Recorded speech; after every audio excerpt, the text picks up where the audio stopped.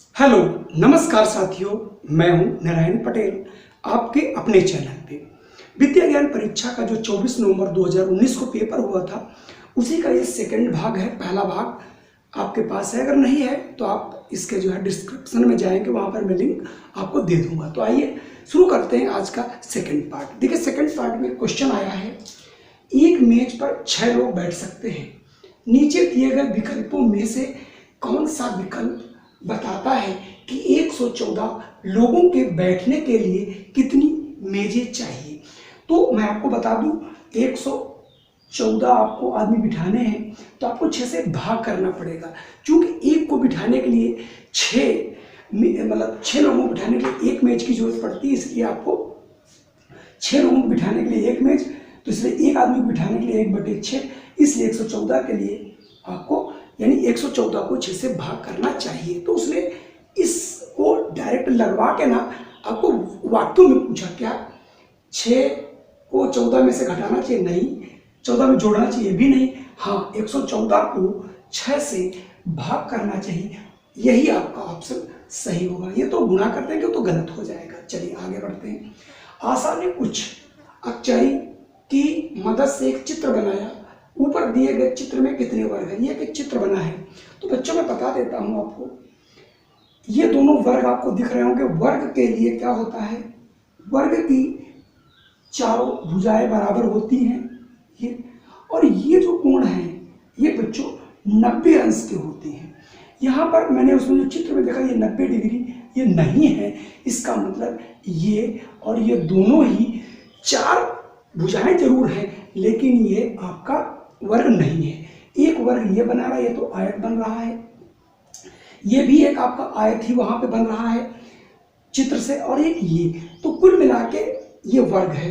एक ये, तो इस चित्र में सिर्फ 2 वर्ग बने हैं, बाकी वर्ग नहीं है।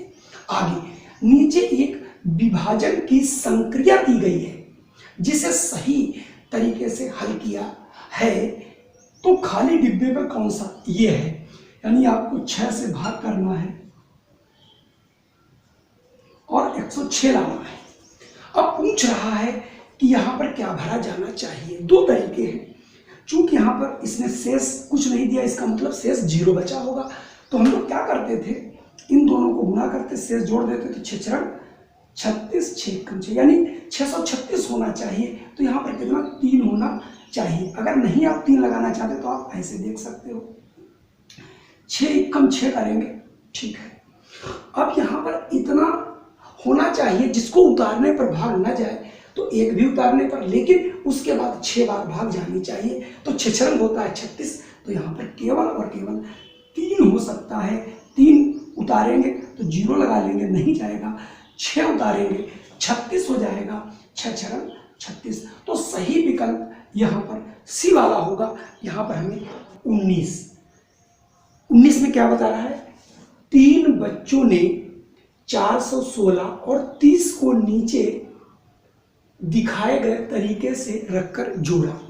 यानी इकाई दहाई सैकड़ा 30 प्लस 416, उसके कर दिया 416 प्लस 30 कर दिया, फिर 416 और प्लस ये सैकड़ा और दहाई के नीचे रख दिया। तो पूछ रहा है इनमें से किसके तरीके बिल्कुल सही। तो देखिए, आप इकाई और दहाई के स्थान ना बदले, आप जोड़ कहीं भी कर सकते हैं। अगर आप इसको जोड़ते तो देखिए क्या आता है यहाँ पे, ये बिल्कुल आप जैसे आप लोग लिखते हो 4 और ये 4, इसको जोड़ते देखिए 6, ये भी आ रहा। अगर आप इसको जोड़ते, इसका मतलब यहां पर ये इकाई से स्टार्ट करना चाहिए था, नहीं किया, इसलिए रफी का तरीका गलत है। बाकी कबीर और कर्ण इनके तरीके बिल्कुल सही है। मतलब इसका तरीका रखने का सही नहीं है, क्योंकि इसने अंकों को इकाई और दहाई जिस क्रम में आने चाहिए थे, ये इकाई था तो यहाँ रखता, दहाई यहाँ रखना चाहिए था, नहीं रखा, इसलिए रफी का तरीका बिल्कुल गलत है। इनमें से किसका तरीका बिल्कुल सही है? कर्ण का सही है। कबीर और कर्ण बिल्कुल सही है। यही कबीर, कर्ण और रफी, क्यों रफी गलत हो गया, तीनों का हो ही नहीं सकता। इसका मतलब यहाँ पर ऑप्शन केवल और केवल बी वाला सही होगा। चलिए, 50 में से कितने अंकों वाली 50 में 3 अंकों वाली एक संख्या को जोड़कर नीचे दिए गए विकल्पों में कौन सी संख्या प्राप्त की जा सकती है। तो अब इसके पहले भी एक प्रश्न आया था 3 अंक की, तो 3 अंक की सबसे छोटी संख्या होती है 100 और सबसे बड़ी होती है 999, होती है कि नहीं। अब आप इसमें 50 जोड़ लें, इसका मतलब ये हो गया 150, और अगर आप इसमें 50 जोड़ते हैं तो 9, यानी हमारी जो संख्या है कि 3 अंक की कोई भी जोड़े आप, 3 अंक की संख्या के साथ 2 अंक अगर लेते हैं तो 150 से जो कंडीशन है 150 से कम नहीं हो सकती, तो ये और ये दोनों यहीं से निकल गया, और 149 से इसके अनुसार ज्यादा हो ही नहीं सकती, तो ये भी नहीं हो सकती। इसका मतलब 1000 सी वाला बिल्कुल हमारा ऑप्शन यहां से सही होगा। चलिए बढ़ते हैं आगे। प्रिया के पास कुछ कंघे हैं, उनमें से 1/4 नीले हैं। अगर नीले कंघे की संख्या 3 हो तो उसके पास कुल कितने कंघे। बहुत आसान है, 1/4 भाग 3 कंघे, मतलब 1/4 मतलब चौथाई भाग, फिर 1/4, फिर 1/4 आप अगर लें, इसका मतलब ये 3, ये 3, ये 3, इसका मतलब कंघा टोटल हो गया 1, और कंघे आपके पास हो गए 3 चौको 12, यानी आपके पास 12 कंघे हैं। या आप इसको दूसरे तरीके से गांव की भाषा में लगाते, अगर मैंने 4 हिस्से किए तो एक हिस्सा 3 है, तो 4 हिस्से कितने हो गए, 4 3 12, या 1/4 भाग बराबर 3, तो 1 भाग यानी पूरा भाग बराबर कितना होगा, तो हो जाएगा 3/1/4, यानी 3 गुणित 4 ऊपर चला जाएगा, 4/1 4 3 12। आप जैसे चाहे सवालों को लगा सकते हैं। इन प्रश्नों को लगाने के लिए आपको थोड़ा अपना दिमाग बहुत तेजी से और बहुत ब्रॉड करके चलना होगा। चलिए देखते हैं आगे। चलिए क्वेश्चन नंबर आप 22 देखें। 25 गुणित 200, यानी आपने 25 गुणित 200 इंटू 4 बराबर 100। अब देखिए 100 अगर मैं यहाँ से निकाल लेता हूँ तो अब ये देखिए ये वाला जो 100 है, तो 100 इंटू 200, तो इसका मतलब ये मैं लिख चुका हूँ। अब ये और ये बचे, इसका मतलब अब इसके बाद 25 इंटू 4 इंटू 2 और होना चाहिए, ये याद रखना है आपको। अब देखिए 100 ये आ गया। अब देखिए जिसमें 25 आता हो, 25 इंटू 4 ये नहीं हो सकता, 2 छूट रहा, 25 2 4 बी वाला सही है, बाकी कोई ऐसा ऑप्शन नहीं है जो इसके बराबर हो। बहुत आसानी से, बहुत सावधानी से प्रश्नों को लगाना है। अगला हमारा क्वेश्चन है, अल्तमस के पास एक बोतल है जिसे पूरी भरने पर उसमें 8 मिली दवा आती है, यानी अगर पूरी भरता है वो तो 8 ml की दवा उसमें आती है। ये मान लीजिए 8 ml दवा आती है। अभी इस बोतल में 3/4 भाग, यानी 1 2 ऐसे 1 2 3 4 भाग अगर आपको करने हैं तो 1 भाग 2 का होगा, ये 2 का, ये 2 का, 8 हुआ। इसका मतलब 3/4 यानी 3 भाग भरे हैं, तो बोतल में कितनी दवा है। इसको आप और तरीके से लगा सकते थे, पूरी भरी है 8, इसका 3/4 भाग कितना होगा, पूरा है 8 तो उसका 3/4 कितना होगा, तो 8 का 3/4, 4 एकम 4, 4 दूनी 8, 2 3 6 मिली लीटर, तो ये 6 मिलीलीटर सी वाला ऑप्शन यहां से सही होगा। अगला क्वेश्चन देखें। रमा ने 250 ग्राम गाजर 8 रुपए में खरीदी, 1 किलो की कीमत क्या होगी। अब 250 ग्राम की कीमत इसमें दिया गया, तो आप लिख सकते हो भाई कि 250 ग्राम की कीमत है 8 रुपए, तो 1 ग्राम की कीमत कितनी होगी, 8/250। और अब चूंकि 1 किलो पूछा है और आपको पता है 1 किलो बराबर 1000 ग्राम होता है, तो चूंकि 1 ग्राम की कीमत 8 इतनी है, तो 1000 ग्राम की कितनी होगी, 1000 मतलब 1 किलोग्राम हो गया। 0 काट दीजिए, 25 से कम 25 चक्कू और 8 चक्कू 32, यानी 1 किलो 32 रुपए का मिलेगा। आप लोग गांव या शहर से हैं तब भी समझ सकते हो, 250 ग्राम, चौथाई भाग 8 रुपए का है, तो पूरा भाग ऐसे 4 भाग बनेंगे तो 8 चौके 32 रुपए आप मुंह जबानी भी इसको लगा सकते हो। चलिए अगला हमारा प्रश्न है, मनु ने कुछ गाजरों को तराजू पे तोला तो गाजरों का वजन मिला 1 किलोग्राम, यानी जो गाजर है आपकी 1 किलोग्राम 600 ग्राम है।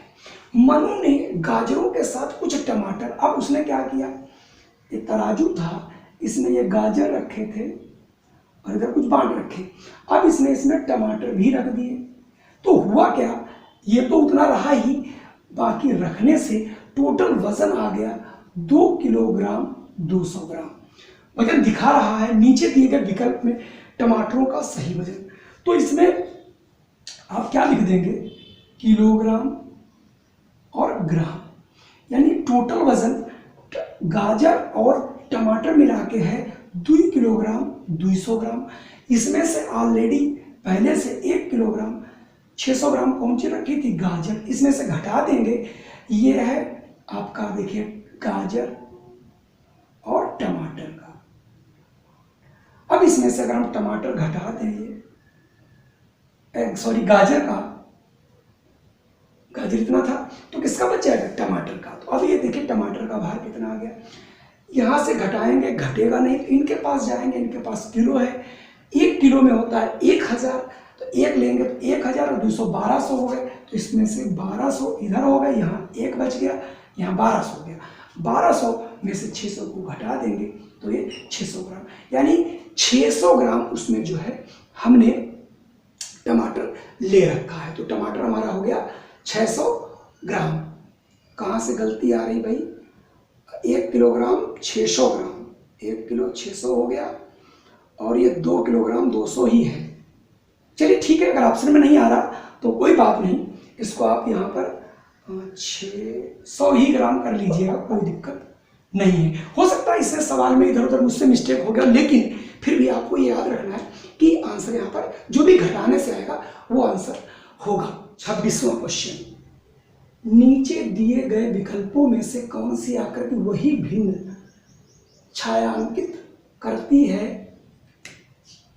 छायांकित है जो कि ऊपर दी गई आकृति छायांकित, ये वाली। इसमें देखिए 2 भाग है, उसका आधा, यानी ये 1/2 को प्रदर्शित करती है। ये देखिए इसमें से 4 थे, 4 में 2 को किया गया, 2/4, 2 एकम 2, 2 दूनी 4, ये भी 1/2 है। ये कितना है, 1/4 है, 4 में से 1 को किया गया, यहाँ पर 4 में 3 को किया गया तो ये 3/4 हो गया, और ये 1 2 3 में से 1 किया गया तो 1/3 है। तो कुल मिला के ये 1/2 को प्रदर्शित करता है, तो बी ए वाला हमारा भी कितना प्रदर्शित कर रहा है, 1/2। अगला 5/5 और 4/4, ऊपर दिए गए वाक्य को सही बनाने के लिए खाली डिब्बे में क्या आएगा, इसका मतलब 5/4 भी, 5/5, 4/4 ये दोनों एक ही है, मतलब 5 4 एकम 4, 5 एकम 5, 1 के बराबर 1, यानी इसके बीच में बराबर का चिन्ह लगना चाहिए, यानी ऑप्शन ए वाला बिल्कुल सही है।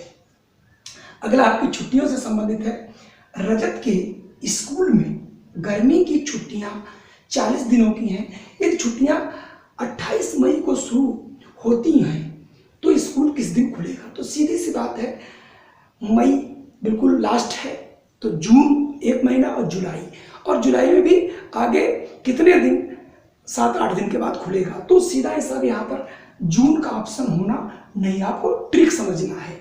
28 भी नहीं हो सकती, क्यों, तब तक तो मई के बाद फिर जून जुलाई 2 महीना हो जाएगा, इसका मतलब ऑप्शन सी वाला सही। या ऐसे आप देख लें, 28 मई से शुरू होगी तो 29 30 31 3 दिन तो आप इधर मई में हो गया, उसके बाद जून के 30 दिन हो गए, ये हो गए 33 दिन, इसका मतलब 33 दिन के बाद अब शुरू हो जाएगा जुलाई, तो जुलाई आपका 7, यानी 40 में से 33 घटा लोगे तो 7 जुलाई को स्कूल खुलेगा। इसमें कुछ क्वेश्चंस ऐसे हैं जिनमें बहुत बड़े बड़े फिगर्स हैं बना के चित्रों को, ऐसे प्रश्न कभी मैं डिस्कस करूंगा, तो कुल मिला के इस प्रकार से ये ऐसे प्रश्न आते हैं जिनकी आप प्रैक्टिस करें तो आप इस परीक्षा में बैठने लायक आपकी तैयारी हो सकती है, चाहे वो गार्जियन हो, अध्यापक बंधु हों या बच्चे हों, इन प्रश्नों की प्रैक्टिस करने के लिए आपको कई बुक्स देखनी पड़ेंगी।